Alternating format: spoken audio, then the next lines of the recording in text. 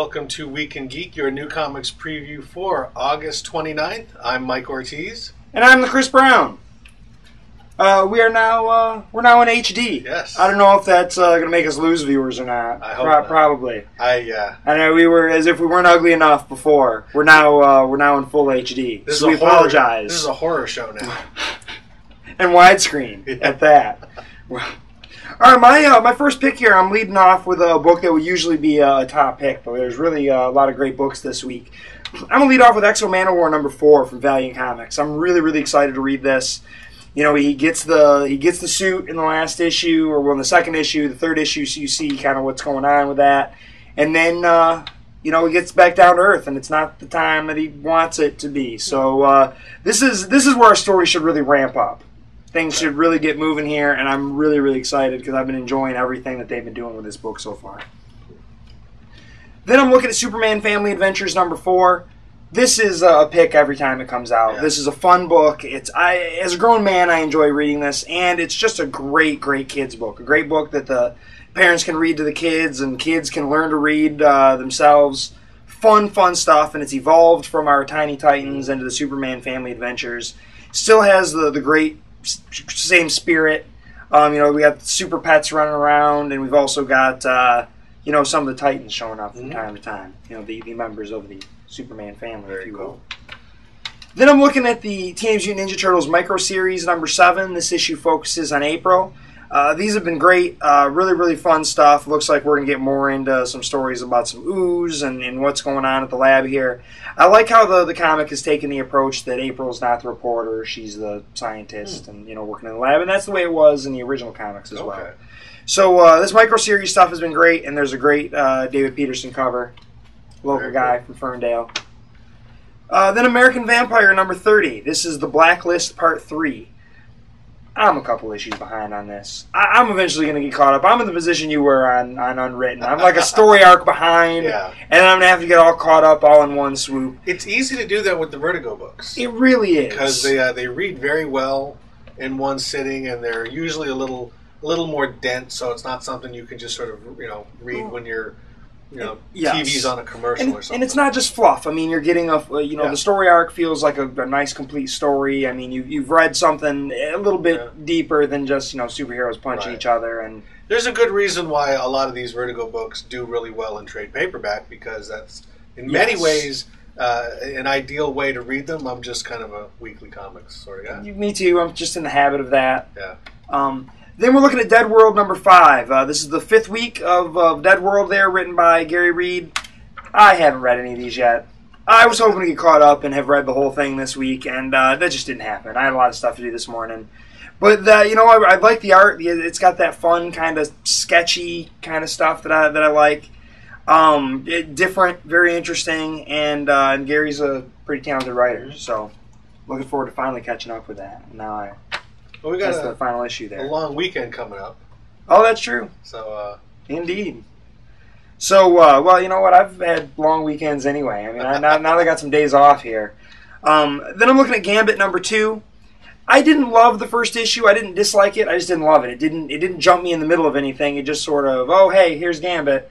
It seems like that's almost a trend now, and that's the way Hawkeye number 1 felt as well, where this is the character that we're going to present to you in these issues. Here's a kind of a one-off story that's all kind of about the character, his character, if you will. And that's what Gambit felt like. It was just, here's Gambit, this is what Gambit's going to act like, so you better buckle in and be ready. So I'm hoping this kind of starts us off, and gets us into more of a story and the story arc as to where we're going. It's because I really wanted to love this book, and I didn't dislike it, I just didn't love it. Right.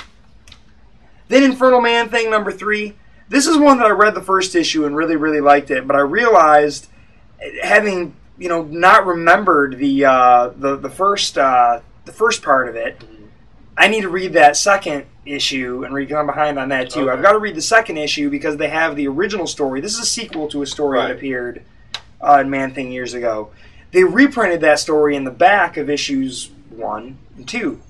Well, those of us slackers that don't remember that from all that long ago, it's almost like I needed to catch up on that first and then go back and That's catch probably up. why they reprinted it, is most people probably don't remember right. that old man thing issue. So I've got to catch up on that, and then catch up on this here. But Man Thing, Swamp Thing, any kind of creature, I'm in. I'm all about it. Great so I liked it. The artwork is great. Great and Kevin Allen artwork, and isn't it the Art Adams covers? I believe so, or they were. That one's not. I think it was the variant was maybe. Okay. That's John Buscema is on the cover there. But I also think Steve Gerber's a great writer, and this is one of the last things he worked on. Mm-hmm. Then Morning Glories, what is this, number 21? This book is just keeps getting weirder. You know, I finally caught up on this, and I like it. I mean, it was one of those things that it was almost glad that I read it in a big chunk the way I did, because the last 4 issues or so all take place at like the exact same moment in time, and they're jumping, and I'm like, didn't I already read that? I don't know. This is different character. What the heck? So it was nice to just kind of read it in a big chunk and realize what they were doing. And there's some time travel now and some other weirdness. So hopefully we're going to get to, kind of an interesting conclusion and figure out what's going on. Then I'm looking at Smoke and Mirrors. This is Smoke and Mirrors number 5. This is the last issue of this story, which I've really, really been liking. This odd take on magic in a world where magic is the norm. This is the conclusion, and I can't wait to see what they do with it. I think Mike Costa is a great writer, and I really like Ryan Brown's art. So, looking forward to that. Then Grim Reaper number 4. A lot of conclusions this week. A lot of wrapping up a lot of stories. That's why it feels like kind of a big week. It's certainly a bigger week than I've had in a while. This is the last part of this. If you've been catching up, I don't really want to ruin your fun, but it's felt like Final Destination, where death is chasing these people that are being reincarnated in other people's bodies. Sort of a weird thing. And in the last issue, when the guy dies and he's feeling fearless now, he's found this girl who has the same affliction. He's in love with her and jumps back into his own body that's not dead. So, okay, now what's going to happen? It's kind of a weird, strange, twisted love story, and this should meet our end here. All right. So that takes me through the bulk of my pile. What are you looking at there? I'm going to start off with the AVX title. This is the battle book, not the main book. This one's by Jason Aaron and was it Tom Rainey? And Matt Fraction and Lionel Yu. These are the fights. This one looks like it's got Hawkeye versus Angel and Storm versus Black Panther. We've got a married couple fighting, so that's going to be good. This has been a pretty solid book overall. I mean, this is just sort of filling in the gaps. This is kind of the fluff. This is where we get to just have, some clever fights. Some of them have been funny. There's 2 fights per issue, each one by a different creative team. This just gives some of these people a chance to flex some violent muscles too. Some good art in there. But yeah, some good art, some good writing. It feels like a video game. That's what I like about it. Yeah, this is like it's like Mortal Kombat, a video game or a collectible card game or whatever. This is fights, and I'm kind of glad that they decided to spin that off in its own thing, so that some of the important fights happen in the main book. But the stuff that's just I'd really like to see Black Panther and Storm fight it out now that they're divorced. I don't want to see that in the main book, but this is a good place for it. Next up, FF number 21. This continues Jonathan Hickman's wrap-up of his Fantastic Four epic. We've got Crystal and Ronan the Accuser. That's been a great story. Fantastic story. And we've got some Kree and some Inhumans. They've really done a lot. The art looks really cool in there. Yeah, Nick Dragotta. The Kree and human stuff all started off in the Marvel Cosmic. I think it was in the War of Kings or Realm of Kings, and one of those. But Hickman's really kind of taken it, tied it into the big story that he's telling, and done a great job with it. I'm sure by the end of this, we're going to get a really nice wrap-up and a new status quo for the Kree and for the Inhumans, which is all good stuff. Next up, Justice League number 12. This one got a lot of headlines this week.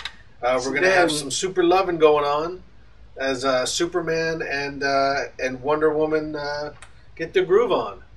Also, this wraps up the storyline with this new villain, Graves, and with art by Jim Lee and written by Jeff Johns. So yeah, we're going to get something kind of interesting. But yeah, everybody's just all. And they put it right on the cover. This big Superman kissing thing going And it's not the first time this has happened. It's the first time it's happened in the New 52, buddy. Well, that's because a lot of things are the first time it's happened in the New 52. Hey. It's only been around for a year. But yeah, caught a lot of headlines. Good for them. And they're not married. Superman's not married now, right? So he can go mess around with whoever he wants. Yeah, but besides, even if he was married, I bet Wonder Woman was on his list. Yeah. Oh yeah. You have to. You got to. Maybe Wonder Woman's on the list. At least one person you work with, right? Isn't that kind of a good rule of thumb? Well, it's the celebrity list. If you're a celebrity, don't you still get a list? Yeah, I think so. But yeah, so this has actually been a pretty good storyline. I think that once they jumped into the present, it actually the book picked up a little bit. The first storyline was all right, but as with many prequels or things set in the past, you kind of know where it's going. But yeah, now this is kind of the future, and some stuff's going to spin out of this. I know a new Justice League America. Oh yeah, I heard they were adding a second title. Is going to be coming out because Steve Trevor's in this book and all that sort of stuff. Next up, Star Trek Next Generation, Doctor Who. This has been a great book. This is one of those things like we mentioned before. You're never going to see this on television. This is just the type of thing that logistically is too hard to work out. But fortunately, comics can do things that TV can't. And yeah, this has been a great storyline with the Borg and the Cybermen teaming up. It's almost like this is one of those things where this is so obvious, and it should have probably been done years ago. But Doctor Who wasn't necessarily so big back then. Right. But we've got a new Doctor Who coming, and the Matt Smith Doctor Who is going to be picking back up again. And we haven't seen the Next Generation cast in a while. It's good to see them back again. So this is really, really good stuff. Next up, Superman Annual #1. I have no idea what this is going to be about, but I like annuals. I've said that before. It looks like we got some Superman, some Hellspawn, and I've always liked Hellspawn. Early days of Krypton in here. This is written by Scott Lobdell and Fabian Nicieza. Scott Lobdell is going to be taking over the regular Superman book fairly soon. Covered by Kenneth Rocafort, who's going to be taking over the art chores. So yeah, I like annuals. A good one and done story. I don't think these annuals are linking together with DC at all. I'm not sure though. Not necessarily, but I know aren't some of them jumping into what is going to come. Oh yeah, that's true. I think the Animal Man didn't that do something? Well, there's another one in your pile that's the jump off to something. Oh big. yeah, that one's actually something else. But yeah, Superman Annual #1. Next up, Trio #4. Again, John Byrne giving his take on the Fantastic Four via rock, paper, scissors. We've already had basically a Fantastic Four knockoff. I don't say knockoff, homage. Fighting a Submariner homage. Now we've got them fighting this big, giant kind of cosmic creature that looks sort of Galactus-ish. It's very Kirby-esque.